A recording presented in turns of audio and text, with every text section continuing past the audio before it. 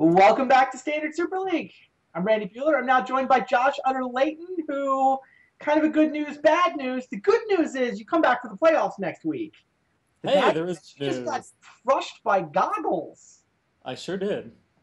How does that happen? Well, I think the key there was that at least in the second game, his deck looked much more like a Jeskai deck than mine did. And like Jeskai's just overpowered, and so like what can I do? He just beat me with his Jeskai looking deck. Got it. That's funny. I love the way Andrew himself chipped into our chat that you didn't think you could beat him with tutelage. Yeah, that card only plays one way for him, I guess. That was foolish of me. It would have been pretty ironic if he got hoisted on his own petard there and died to the Sphinx's Yeah. deck. I liked the transformational sideboard though. It actually made a lot See, of sense. I was trying to beat him with his Sphinx's tutelages, and he was beating me successfully with my Soulfire and Grandmasters. So, That works out. The other person this is good news for, by the way, I mean, Andrew, I'm sure he's happy to get the win. You are still through to the playoffs. It turns out that with all the tiebreakers, I looked it up. It's actually Paul Rietzel who will get the bye. You and Gerard tie for the Brewers group. I think Gerard beats you on tiebreakers because he only has two game losses. Like both his wins were 2-0. You had a 2-1 win, so doesn't actually mean anything because it didn't turn out to matter for the bye.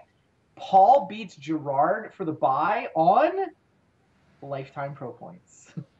oh my God. Yes, it went all Gerard the way doesn't down to have Paul lifetime pro covered on points. Lifetime Pro Points? I thought Gerard just had everyone beat. He has 289. I mean, that's a big number. But I mean, Paul is in the Hall of Fame. Yeah, Paul has also been playing a long time and certainly doing a lot of winning. So, Yeah, they both went 2-1 with 5 game wins and only 2 game losses. And they didn't play each other, obviously, since they were in different groups. So it goes all the way down to the pro points tiebreaker. And wow. Paul wins at 367 to 289. It sounds like we're ready for our last match. We know 5 of the players who are going to be playing next week, Josh included. Let's head down to the last match and find out if they're going to be joined by Paul Cheon or are they going to be joined by Marshall Sutcliffe. I'm definitely excited to have a match that lasts longer than 5 minutes here. If this one ends as quickly as the others, something went horribly wrong. Yeah, so who's got the advantage in this matchup, Josh? Huh? I was joking. Who's got the advantage? It's pretty much a mirror match.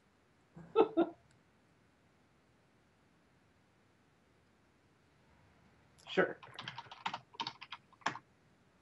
So I'm gonna have to give the edge to Paul Cheon because, well, he's lucky Cheon. You just can't compete with that. Fair.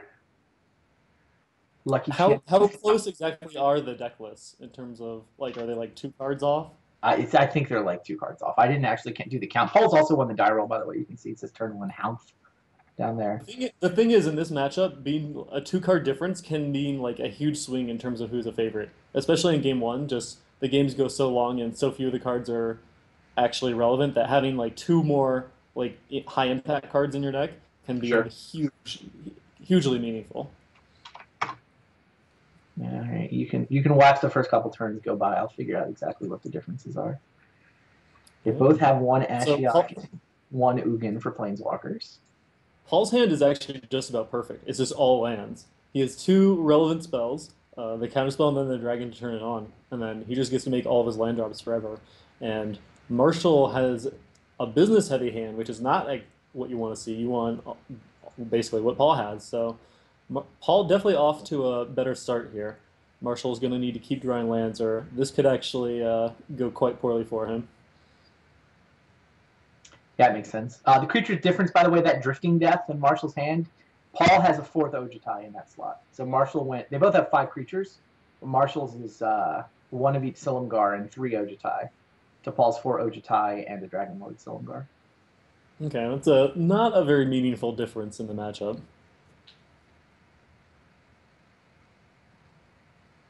That's the only difference I found. So Marshall has a Crux of Fate that Paul does not have. They both have 2 language. It's really the like counter spells, card drawers, and thought seizes that you want to look at as far as the like important slots. Yeah, those look identical. They both have 4 digs and 1 anticipate. They both have exactly 2 dissolves. So yeah, Yeah, basically this is Marshall. well and truly a mirror. Basically, The Marshall has difference. a Crux of Fate where Paul has Foul Tongue Invocation #3. So they're Okay. they are in fact they're 2 cards off. It's Foul Tongue versus Crux, and it's Silumgar Drifting Death versus Ojutai #4. That's it. So we are about to see if this game gets to continue being much of a game. All right. Marshall is throwing together a couple lands here off of the anticipate and his draw step, so looks to be in fine shape. Yeah, a lot of these control map mirrors, I mean, this has been true since the 90s. The first guy to stop playing lands is usually at a disadvantage. Yeah, the basically the first person to blink is at a huge disadvantage. So once you have 7 cards in your hand and you have to start discarding while your opponent gets to keep making land drops, the pressure is really on you to kind of have to do something first because things are just getting worse and worse for you. And then that just goes really poorly because they get to like counter your spell, then untap and have all their mana available to do something horrible to you. The interesting thing about this matchup is that there's not that much horrible things that can happen to you. Like you're actually able to answer pretty much anything your opponent does um, without counter spells. Kind of card drawers are the big exception to that because the damage is already done. But if they have a bunch of lands and you have a bunch of gas, you can kind of slog through them being able to resolve card draw and you not being able to, just because well you have more gas than them to begin with. We've definitely gotten past the point of Marshall not being able to play like a real game. He has enough mana that he's going to be able to cast his spells more or less. He is now the first guy to run out of land drops, though. Yeah, but he definitely has enough, and the thoughts like drawing Thoughtseize is just better than a land there. Sure. Just because like it does let him trade 1 for 1 when he has more actual action than Paul does because he has less lands. Yeah, here comes the Thoughtseize. Paul's going to Silumgar Scorn without much hesitation, looks like. Oh yeah. Well, he kind of has to, just because, first of all, he could always just get the score in Thoughtseize, so the trade is the same. The mana is not particularly relevant on this turn, and Marshall could potentially just take the Ojutai, and then Paul would not have any counter spells available. Wow, Marshall's going to fight. What do you think of that decision? Yeah, I like fighting. He wants to trade 1 for 1 because of the missing lands thing, and this is a pretty good spot to do it. Now, how much would you fight? If he counters a second time, he would lose the ability to counterspell something on Paul's turn. Yeah, but what can Paul play here that you care about? Dig through time. Yeah, that I mean that is the most important one. That is the worst thing that could happen to you, but it's really not that bad. Also, if you get to resolve the Thoughtseize, you can take a dig. Yeah, yeah. All right. Well, here's the decision point for Marshall. He has the ability to Silumgar Scorn this Scorn, and we can see that his Thoughtseize will resolve if he does that. Yeah, he absolutely should fight this, I think. Yeah, it's easy to say seeing the hands. I'm not convinced I would fight this Well, if the I thing is, if he gets to if he gets to use all of his mana here, countering, then he can start just jamming all of his expensive sorceries. All right. Well, he did fight, and now that Thoughtseize is going to resolve. Paul can't quite dig his response. He's 1 short, right? Yeah, and that's huge because that dig is now going to disappear, and Paul is hugely behind.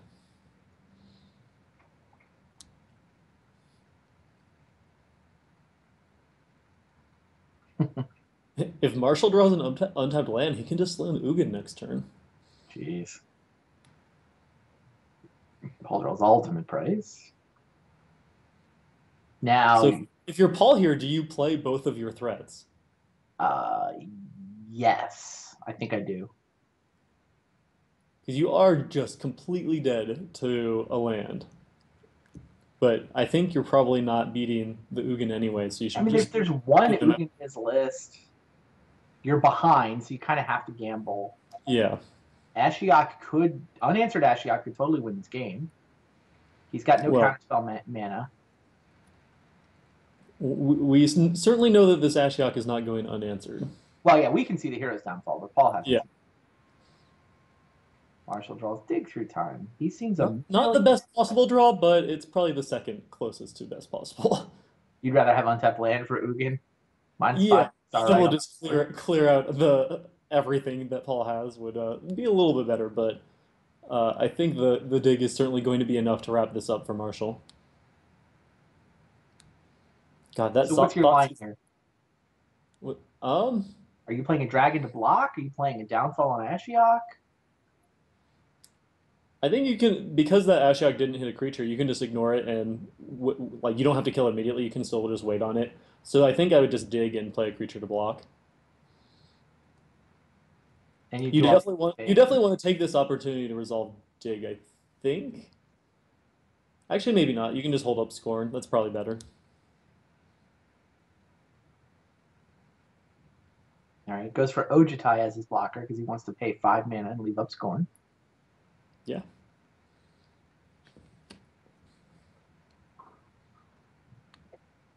Well, that's a start for Paul. Yeah. Yeah, it's probably going to be tempting for Marshall to dig end step, and he would run that into his Dissolve if he does. But yeah, content to trade off the Ojutais. That makes a lot of sense. Ashiok Does it? Still hasn't hit a creature. He is going to go through the dig end step. I'm not sure I like trading Ojutais there just because it turns on any other potential Ojutais from Marshall's hand, and Paul doesn't have like a Haven or anything where, well, I guess Marshall can't have a Haven because it would be in play already, but So if you're Paul, you would not have attacked? I don't think so. Like they both have the same number. I guess Paul knows that yeah, there's no way Marshall has a foul tongue because he would have just foul tongued rather than play the Ojutai, I think. So you can safely ignore that. And you both have the same number in your deck as far as who's more likely to draw one. And it just makes other Ojutais live for Marshall, where Paul obviously doesn't have an Ojutai in hand, and he knows that. Still no land 8 for Marshall. He is going to go ahead and downfall Ashiok. Now, would you have tapped out for that dig there during Paul's end step, having thought seized him the previous turn? Paul basically Yeah, had. You would, right? I definitely would have, yeah. Yeah, one draw step. Okay, it happened to be a dissolve. Bad beat, but doesn't make the play wrong. Yeah, dissolve is actually not the scary card there. You have enough stuff that you don't care about getting your dig dissolved. What you would have cared about is if Paul had drawn a dig and was able to like dig into a counter. That would have been pretty brutal. That would have been the only reason to not do it, I think. Haven. Not only is it the land to turn on Ugin, but it's a haven.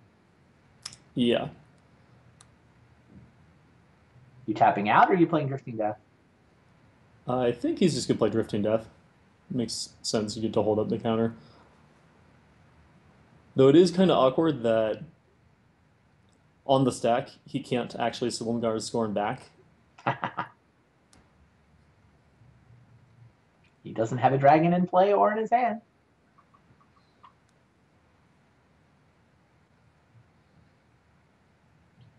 Yeah, no real reason to tap out for Ugin here. Just gonna go ahead and play the Ashiok and sit back on the counter spell.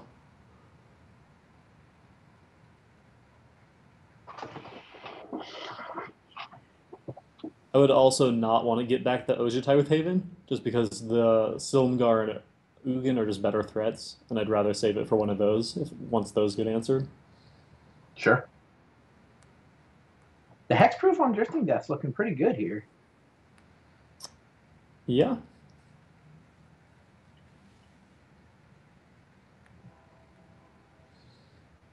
He is going to Haven back the Ojutai though.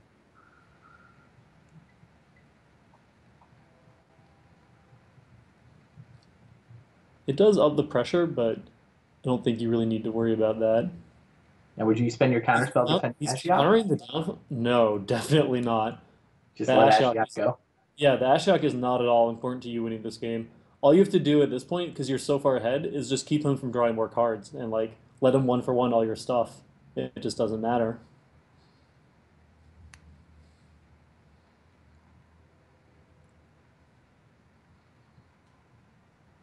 Well, Drifting Death coming over.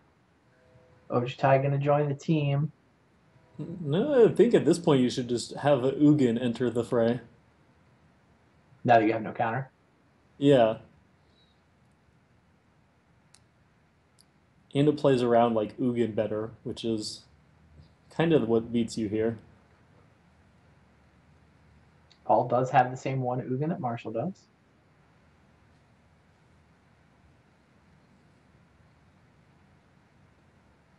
If only Paul had the second language here. Can really go do some work with it. Yeah, and here language just kills Ojutai.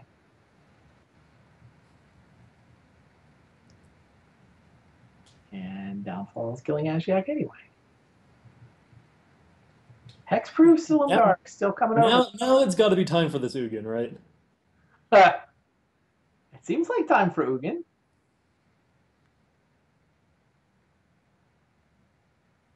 Eight mana. Nothing in hand but a languish. Ugin, the Spirit Dragon, doubles the clock. Yeah, it does more than that. Ugin ultimates before Paul dies. See, that is the card that you wanted to counter. And Paul is back in this game now. You think? Yeah. I mean, obviously he needs to hit some gas off of this dig, but if he can just start chain like dig into a dig and a downfall, he's suddenly a favorite. What did we hit? That's not a good hit. Oof. Okay. So much for having a game. That was definitely not what he wanted to see off of the dig.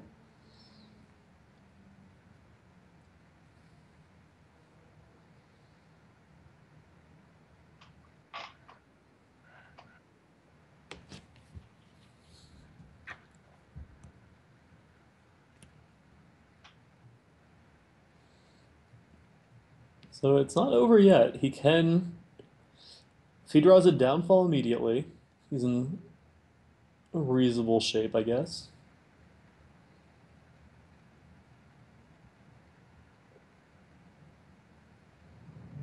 Silumgar comes over. Ojutai's not interested. Can't block effectively. Now there's languish. Would have been a chump block, so not Right, right. particularly effective. Paul does dissolve the languish, so he's Yeah, effective. yeah. This Ojutai is all he's got going, but uh, if I'm Marshall here, I would definitely Ugin away this Ojutai. You just don't want to let him get a hit in, and then it's just another shot at getting a dig chain going. So he does, Marshall and falls agrees. back down to nothing. No Ojutai.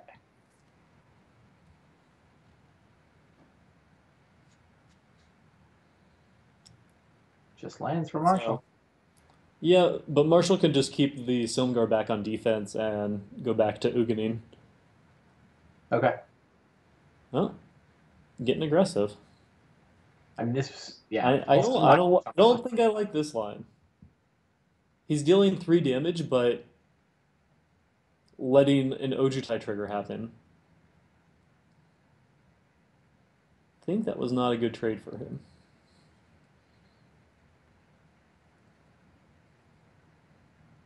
Yeah. Well, let's see what Ojutai gets for Paul.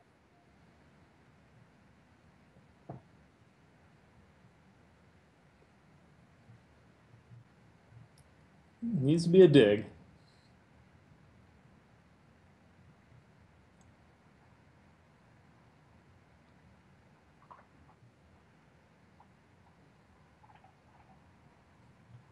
Dig into Downfall Crux. Gets him back to square one. That's even better than the Crux.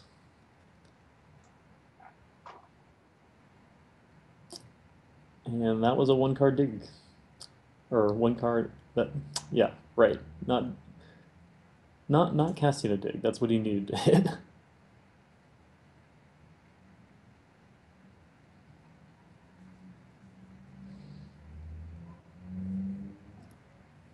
Now, if Marshall had done your line and left Silumgar on defense, Paul would be at 4, and now you can effectively force him to chump block by attacking this turn. He just never gets Right. his foul So taunt. you do give him an extra draw step that way, but one draw step is a lot worse than one Ojutai hit. And he only gets the draw step if he chumps. Right.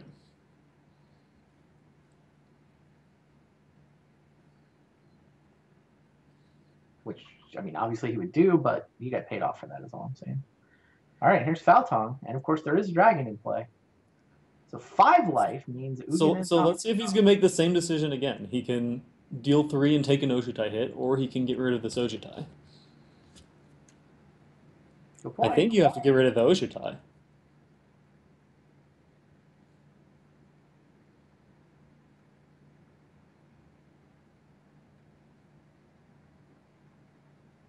What's it going to be, Marshall?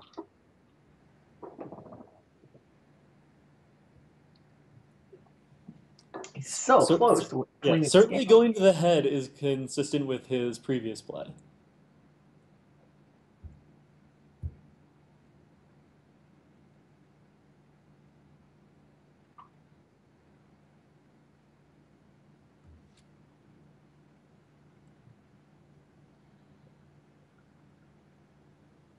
Wow, it's a big decision.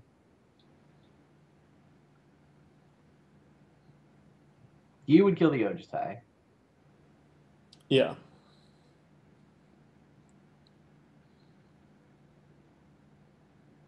It's definitely close though. He goes up. Yep. 3 damage. Check. Oh, Oh, there's the dig through all time. right, this one's not gonna miss, right? Paul's a huge favorite from here now, right? Massive, yeah. So he needs to hit Foul tongue or downfall? a downfall or an Ugin because he can play hit Ugin and attack with Ojutai to kill the Ugin. All right. What's dig through time find? Uh-oh. Oh wow! He has the right Silumgar for the job. That's insane. And a counterspell. Yeah, the game is Unbelievable. 100% over now. He is Paul Cheon, absolutely ladies going and to be able to ultimate Marshall Ugin. gentlemen. Dragon Lord Silumgar off of Dig Through Time. Unbelievable. So now the question is, are you going to ultimate the Ugin and win that way, or are you just going to plus the Ugin and kill Marshall? Or I guess it's just not even using Ugin and next turn and just attacking with Ojutai again. Wow. That Dig Through Time card's pretty good, huh? It's a nice one.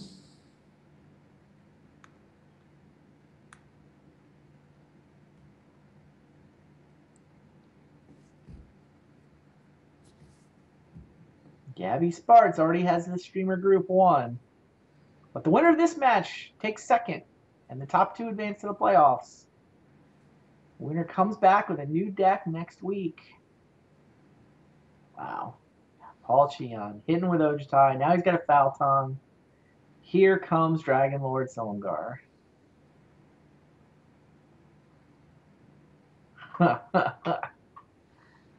Marshall was so close. He was. Had him within 1 Ugin hit on multiple different turns. Paul deals 3 with Ugin. Marshall top decks Polluted Delta. Wow. On to game number 2. Man, That's what a an game. awesome game. You Now, don't normally see control games go like back and forth like that. Normally, once somebody has taken like the lead, they get to hold it. But that game it switched back and forth so often. Like Paul, I thought was winning the majority of that game just because had way more mana, but then Marshall drew the Thoughtseize, which let him just provoke the fight on that turn and then start Right. jamming all this expensive stuff, and he just had more gas, and then yeah, coming from facing down both Silumgar and Ugin with nothing, Paul manages to draw his way out of it. That's insane. Let's look at the sideboards. I want to see what, if anything, changes. Maybe they have more differences. Their main decks are only 2 cards off. Sideboards, I didn't really check in my previous pass. So what's Paul got that's relevant? All right, so Paul has Feltongue, Tasigur, Thoughtseize, 2 Jaces in Ashiok, uh, uh, Dragonlord Silumgar, 1 Prerogative, and then Stroke. Those are the cards he's going to be looking to bring in, and there's a bunch of cards to bring out. Um, so certainly the most important of these cards is the Prerogative. That is the best possible card in the matchup. All right, well, let's look at Marshall's sideboard because I think he's got 2 of them. Okay, that's a significant advantage. Yeah, 2 he copies. definitely does. Now, do the Jaces come in? Yeah, they have to. Because Because Marshall's got a there's red. no way you can leave Bile Blight in your deck, and against anything else, even if it dies, it's trading up. Like, if if you're spending your 2 mana to get their like 3 mana Foul Tongue or Downfall, you're totally fine with that. And if it lives, Jace is just awesome. And especially on the play, like they're just not going to have any answer to it. I don't think there's any way you can reasonably leave in Bile Blight or Ultimate Price in the matchup. Yeah, no, they've both got 1 Dragonlord Silumgar. They've both got 1 Thoughtseize. They've both got 1 Ashiok. They've both got 1 Tasigur. But Marshall's up 2-1 on Dragonlord's Prerogatives and 3-2 on Jace. Paul does have a disdainful stroke, though, that Marshall doesn't have access to. Yeah, the real difference here is just the 1 Prerogative. Everything else is a wash. Yeah, it's the card drawing is so crucial that that 1 card, Well, uncounterable it's draw 4. uncounterable card drawing is the thing. So when you sit there playing these Drago games, you're able to just eventually end a turn, Dragonlord's Prerogative, then untap. You're probably just gonna Thoughtseize them to be able to turn your like advantage in hand to actually like not just sit there discarding in a turn. Like Prerogative is the key card for actually getting ahead on cards, and then Thoughtseize is the most important card after that, just because it makes sure that you just get to trade 1 for 1, and if you're ahead on cards, you'll win because you're able to Thoughtseize the things that you can't otherwise counter or deal with or whatever. Makes sense to me.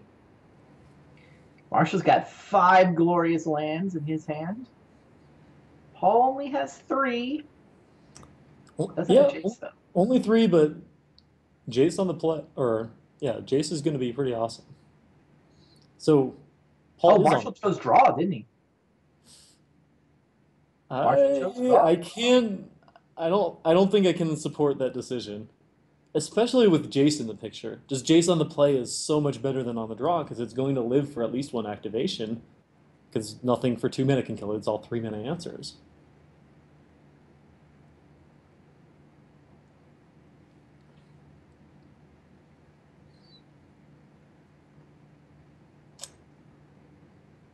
All right, so if you're Marshall here, do you cast the Ashiok or Downfall the Jace? Wow. Well, yes, we have option 3 now, Jace of his own. I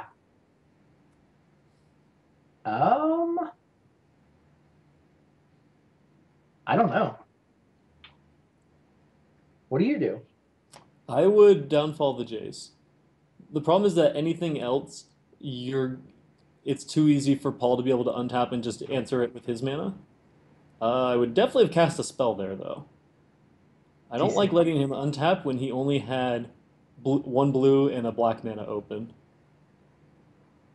I think Marshall's plan is to sit on Dissolve and then spend his mana end step on that hero's downfall. But there's nothing you particularly need to dissolve. I mean, I guess he's going to dissolve this Ashiok now, but... Well, he's got plans for the downfall, right? He wants to point that at Jace.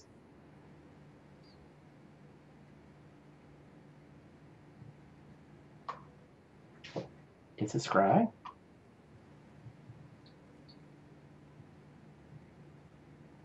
I think the problem with passing there is that then you just can't downfall the Jace. Like you're letting Paul get an extra Jace activation, and if he just plays like a fetch land, then you're really stuck. Mm-hmm. Or a Thoughtseize puts him in the same boat, where then he's threatening to flip the Jace. Well, Marshall's still not interested in downfalling the Jace. decided to go for Ashiok. Yeah, at this point that makes sense because like there's no point in stopping the looting. Like the each loot gets diminishing returns in terms of how much value it's gotten. Like the first loot, just getting rid of the Ugin was super valuable. At this point, Paul just has like all good cards in hand, so it doesn't really add as much. Um,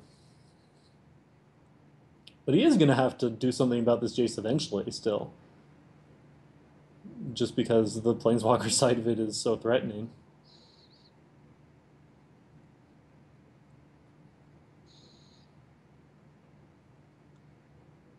So Paul has a pretty nice turn here. He can flip Jace, downfall, and dig, or he has the option to leave up Disdainful Stroke. I don't think he wants to do that just because there's nothing he needs to stroke. The worst thing that can happen to him is an Ojitai, which he still has another downfall for. So I think I like just wrapping up, making sure this dig resolves. I guess he doesn't have to actually downfall this turn. Oh no, he does. There's an Ash there's a Ojitai that got hit.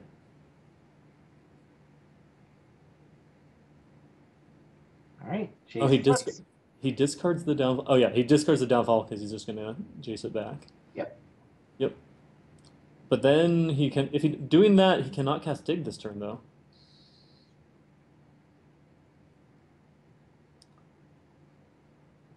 Oh, sure. He needed to cast one from his hand to get 6 cards in his yard.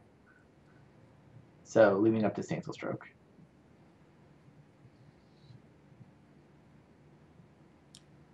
Yeah, I Seems guess that's I think I like Paul's line better because it makes sure that he gets value out of the Jace. So now right. like it's still a threat that is probably gonna have to be downfalled, and he made sure he got that downfall of his own out of it. So seems pretty good. Also, with the second dig resolving the first one has is both much lower priority and there's a bigger cost to X-line your entire graveyard.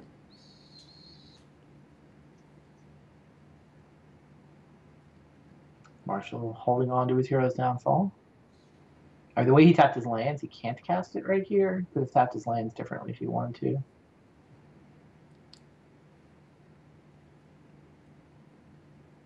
Yeah, I think he's probably just planning on trying to ignore the Jace. Looks like it.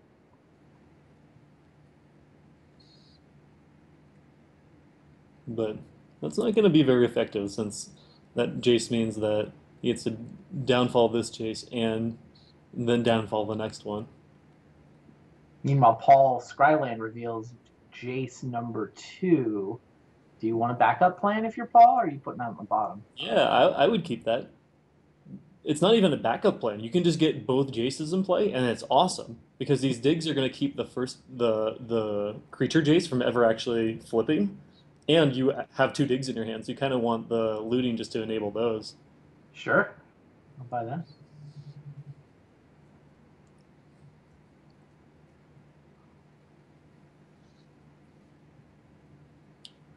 So Paul doesn't downfall the Jace.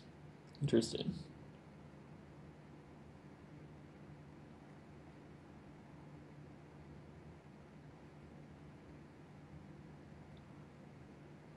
What's the argument for not downfalling there?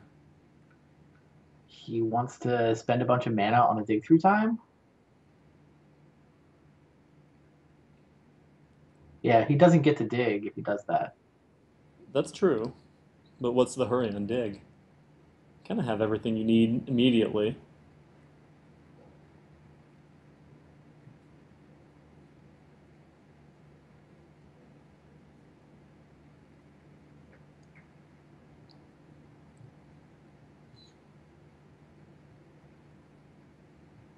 Yeah, Marshall's continued to draw a bunch of lands, so he's enjoying these loots. Yeah, like yeah, that Jace activation was just draw a card, not loot. He's gonna downfall end a turn. That's really weird. It's not like he needed to like hang on to this downfall as if it's precious gold, like for an Ashiok or something, when he just has the Jace that can flash it back. And backup Jace to do that.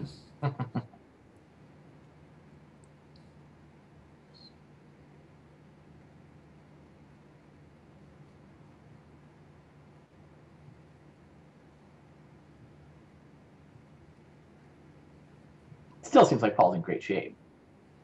Oh yeah, Paul is about 2 dig through times ahead of Marshall here. That's how you keep score. Yeah, Forget but about the it's life pretty. total box. No. It is definitely cards in hand, and you just count digs as 2 great cards in hand.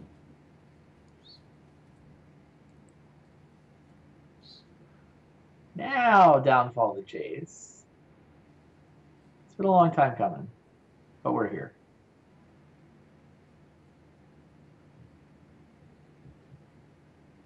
I mean, I guess what Paul can think about digging his response here, but there's no particular Uh, reason he needs to. oh, I definitely want to dig here. Marshall Well, is at least down to doesn't have 1. doesn't have double blue up right now, and you can dig and still leave up disdainful stroke. And Marshall doesn't play disdainful stroke of his own. So yeah, that's guaranteed. Yeah, Marshall probably should have left up a second blue, right? And tapped the case. Yeah. If there's double blue up here, I don't think you would cast this dig. And he might have Like had you, might have I had to mean, take I one guess from he'd the probably case. fire.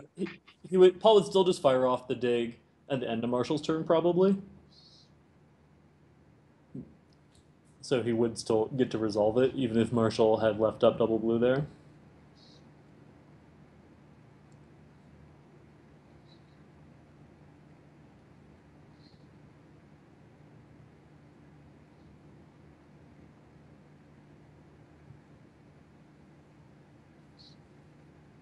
This Jace could do a lot of work for Marshall. Oh, never mind. Uh, that was really unfortunate because if he got to just loot away a land and then flip it and just kill Paul's Jace, that would have gone a long ways towards getting back in the game. But this is well and truly done. I think we can have the check mark next to Paul's name at this point. He still has 2 dig through times and 2 counterspells versus nothing. Yeah. And Plus he's got the a chase. yeah.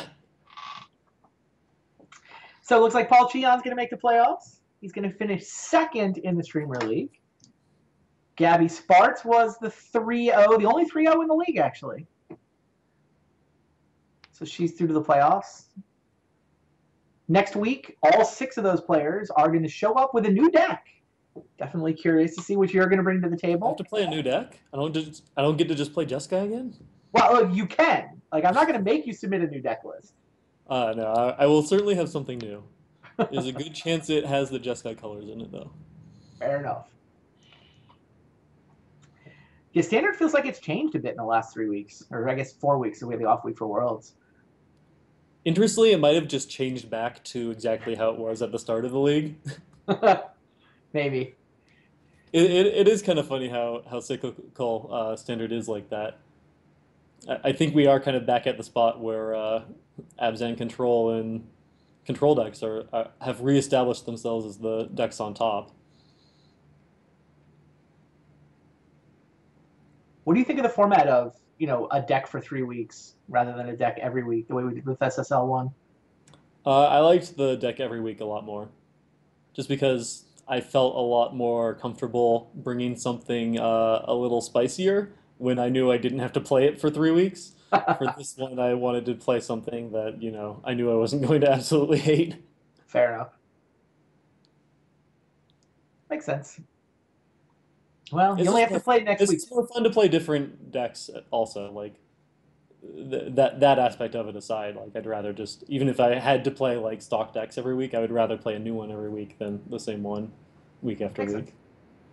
Well, next week's deck you only have to play for 1 week, although you might play 3 rounds. Potentially matches though. Yeah. As many as 3 matches.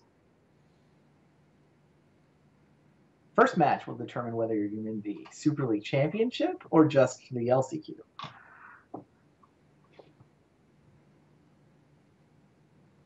Yeah, dig through time, 2 more counter spells. Jace doesn't flip yet, but Paul basically has complete control over if and when that's going to happen. I think he's just happier looting. No, he's decided to go Planeswalker. He's decided to go Planeswalker. Wow. This is more of the snowball game we were expecting from this matchup, right? one guy starts to get control and then just starts pulling farther and Yeah, farther ahead. this got a little more lopsided than normal even. But yeah, this is more like how the games end, where one player just has more cards than the other, and then the game's over.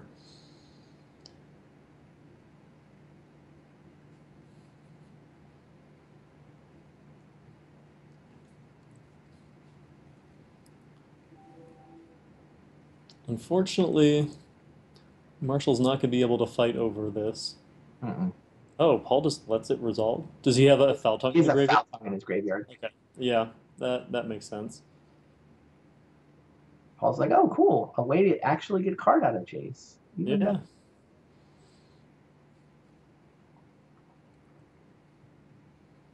Yeah, so flashback to foul tongue. Clear a path. Hit you with Ojutai. Game remains super, super lopsided. Marshall's going to try to fight, He is but going to try. it's not going to work. Marshall is still drawing. No, probably not at this point. As you say, the Dragon Lord's prerogative is what he needs to have any chance of getting back in this game. So, He doesn't have a dragon anymore. It's not even on well, counter. he has a Haven, so he's getting this Ojutai back. Sure. Um, though at this point, it's probably too late now that he's getting hit by an Ojutai.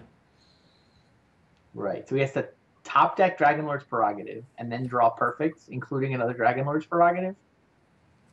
Yeah, he doesn't need the second prerogative right away. That can wait a few turns, but he Okay. probably will need it.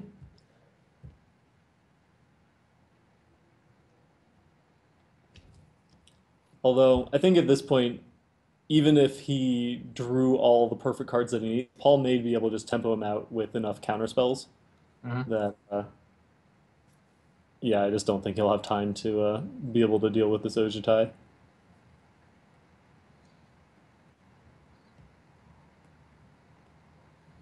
Here's the Haven. Gets back the Ojutai. Not a prerogative. It's going to bleed Paul of 2 counterspells.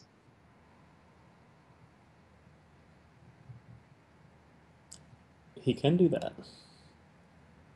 Actually, one of his things resolves if he does them both main phase, right? Or Jace can suicide for another foul tongue. Is there a second foul tongue in his yard? I think the top card is a foul tongue. It does look like it costs 2 and a black, so Yeah, Paul just lets yeah, that yeah. resolve. Here's the downfall. While Ojutai's tapped. That, I think Paul may have a thing or two to say about. Yeah, definitely want to counter that.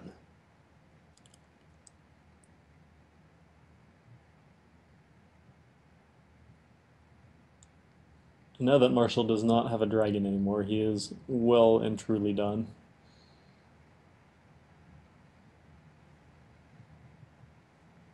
Yeah, Jace suicides for the foul tongue. No Ojutai, no cards in hand. Yeah, 10 land, but nothing to tap him for. Paul with a grip of 6, 2 dig through times, 2 counter spells, and Ashiok and a Thoughtseize.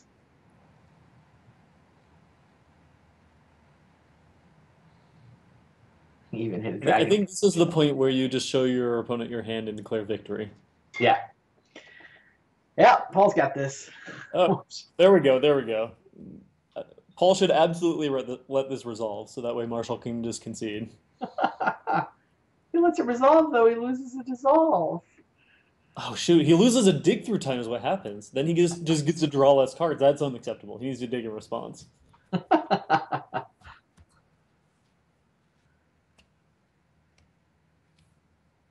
He's Yeah. willing to lose a dig through time. Marshall does not concede. Either way, I've played enough. I've played enough coverage drafts with him to know you got to actually finish him off.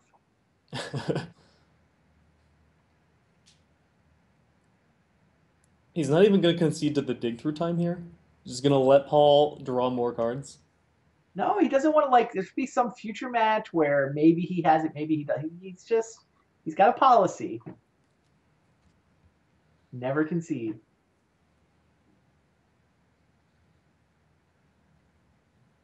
Plus, he gets to let Paul have more fun, right? He did actually speed the game up by a turn by casting the Thoughtseize, so it's almost like a partial concession, right? Yeah.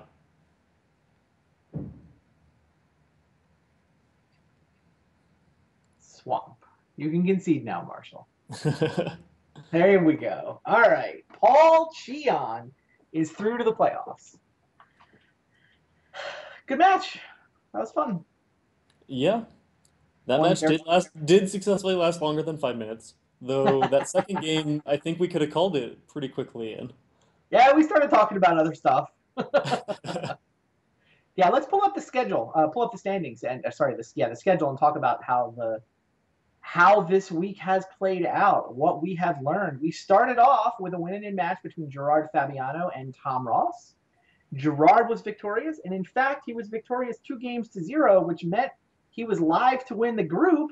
If Andrew Cuneo could pull off the upset and somehow win a match with his Pyromancer's Goggles deck, which he did. So Andrew actually defeated you, and that means Gerard wins the Brewers group, but does not get a bye because of what happened in the other groups. Group of Death, and man, I still find it awesome that 3 of these guys made the top 4 worlds last weekend. Sam and Owen were up first. It was Owen who was victorious. Constellation deck just kind of went off, and Abzan Aggro just couldn't aggress for much of anything. Sam almost stole a game with crazy Siege Rhino shenanigans and Dromoka's Command, fighting Banishing Lights, which have been brought to life by Starfield of Nyx. It was kind of cool, but it wasn't quite enough. And actually, like, killing the first Banishing Light meant the second one reverted to merely being an enchantment. So Owen wins there, secures himself a spot in the top 6 next week. Brad Nelson versus Paul Rietzel. Paul's deck, man, it looked like it looked against Owen 2 weeks ago. Just destroyed Brad Nelson. Teamer Battle Rage, double striking and trampling over everything that Brad's Devotion deck could put in Paul's way. And Paul actually wins that group. And having a pair of 2-0 wins, his tiebreakers meant he is the 2-1 group winner that gets the bye next week and the spot in the Super League Championships in the fall. That left us with the streamers. Kenji Egashira is the lone 03. Gabby Sparts is the lone 3-0. She and her goblins swept the streamer group. And then we just saw that Paul Cheon was victorious in his win-in against Marshall Sutcliffe. So there you go. Basically, the playoffs next week are the 5 guys that won this week and you. I was glad to see Andrew's Goggles deck do its thing, though. That was cool. Yeah, granted, I was on the unfortunate end of it, but it was cool to actually see his deck do its thing in the first game. Like he actually got to go and like play Goggles on turn 5 and just go off with it, drawing a lot of cards and killing Right. a lot of creatures, which was really cool. The second game was less cool. He just gave me the beatdown. But All right, so we'll be back next week with a 6-player playoff. Paul and Gabby will be waiting for the other matches. The players don't know what the pairings are. They don't know which side of the brackets they're on until they submit their deck lists. It is new decks for next week, so it'll be pretty interesting to see what these guys bring to the table. Top 4 go to the Super League Championships. 5th and 6th, that is whoever loses those first round games, do get into the LCQ. It's a fun week. I mean, the one other thing I did want to mention, I know that the ad's been trailing through between rounds. I did set up a Patreon campaign for making sure the Super League stays funded. Vintage Super League is the Super League that we all want to do next after the Super League Championships. Does not actually have a sponsorship lined up to support that. So if you want to check that out, please do. It's patreon.com/superleague. And yeah, we would appreciate it because this is a lot of fun. I know I have a lot of fun putting these together. You seem to have a lot of fun playing in them too. yeah, I definitely do. And I would be very upset if Vintage Super League didn't happen. I've been enjoying watching that now from the sidelines a lot still. So Pretty sure this show is some going to work support. out. It's awesome. But yeah. So I think that brings things to a wrap. Oh, I know what we want to talk about. Let's show the modern Super League slate again. Playoffs are next week for Standard Super League. The week after that, we go straight into Modern. So we announced this during the pregame show. Check this slate out. Pretty cool, huh? Yeah, this is awesome. I am super excited to see what these 8 guys bring to the table. And we've got some guys who are pretty excited to get in the league. Willie calling in from Brazil, essentially. You know, it's a little bit awkward on the time zone point of things. Not nearly as awkward as Patrick Dickman, who's going to be getting up at 3 in the morning to play from Europe. Oh my God. And I don't That even is know what time it dedication. is for Li Shiqian. I have no clue how our time zone lines up with Hong Kong. Yeah, this is awesome that we get some international players showcased in Modern Super League. Yeah, no, I was super excited to try to get some international flavor in. I mean, I had asked Paulo previously. The time zones are kind of awkward. These guys though, they were like, yeah, we'll do it. We want in, especially and Li Shiqian, Patrick Dickman, and Modern. Willie Reed Duke decided to say yes this time around, which I was pretty excited about.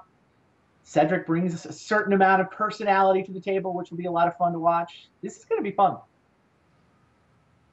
I like how there's such a good mix of representation in terms of the decks that these players generally gravitate to. You know, we Sure. have a Jun player, a Junk player, a Tron player, a Jeskai player, two combo players. I guess Luis also counts as a combo player, really, in his heart of hearts. So should be What is interesting. Hopefully there will be a lot of different decks represented in this. what is Siggy playing Modern? I'm not even sure. You know, I don't know. Yeah, so it'll be double He elimination. played Affinity at the player at Worlds, Oh, but I cool. don't know that he's ever actually like I don't think he's an Affinity player. So His Affinity decks did look pretty good. All right, so that's Modern Super League. 2 weeks from tonight, we'll be kicking off double elimination bracket to qualify 3 people for the Super League championships and kind of round out that field. So lots of Super League stuff going on. Thanks for hanging out with me, Josh. yeah, thanks for having me. It's been fun casting with you. All right, we will see you next week. Hopefully, we'll see all of you out there next week. Tune in to find out what these players are going to bring to the table for the playoffs and who's going to win Standard Super League Season 2. See you guys, same time, same place, next week.